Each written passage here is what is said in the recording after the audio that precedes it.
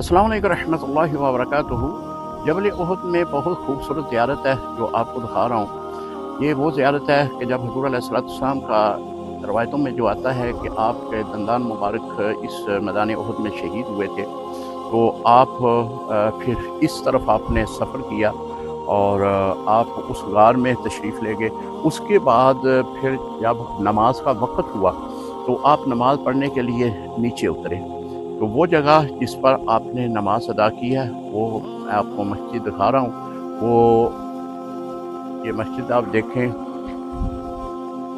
ये वो मस्जिद है कि जो हुज़ूर अलैहिस्सलाम ने यहाँ पे आपने नमाज पढ़ाई और आपके पीछे सैयदना अबू बकर और सैयदना उमर और सैयदना उस्मान रज़ी अल्लाह ताला अन्हुम मौजूद थे। तो यहाँ पे आपने नमाज पढ़ाई थी।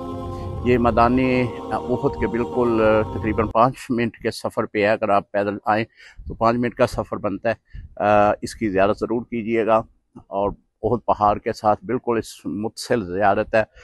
नबी अलैहिस्सलाम की निस्बत है और ये अल्लाह का घर है, हुज़ूर अलैहिस्सलाम की निस्बत है, बड़ा मकाम है। तो ज़रूर इस जगह पे तशरीफ़ लाएँ और इसकी ज़ियारत करें।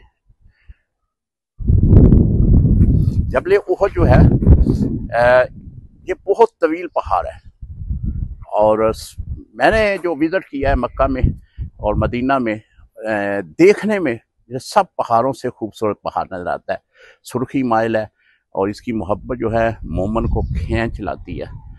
आप जब भी आएँ इसको सिर्फ इस नीयत से देखें कि हुज़ूर ने फरमाया ये मुझसे मोहब्बत करता है, मैं इससे मोहब्बत करता हूँ। अस्सलामु अलैकुम रहमतुल्लाहि व बरकातुहू।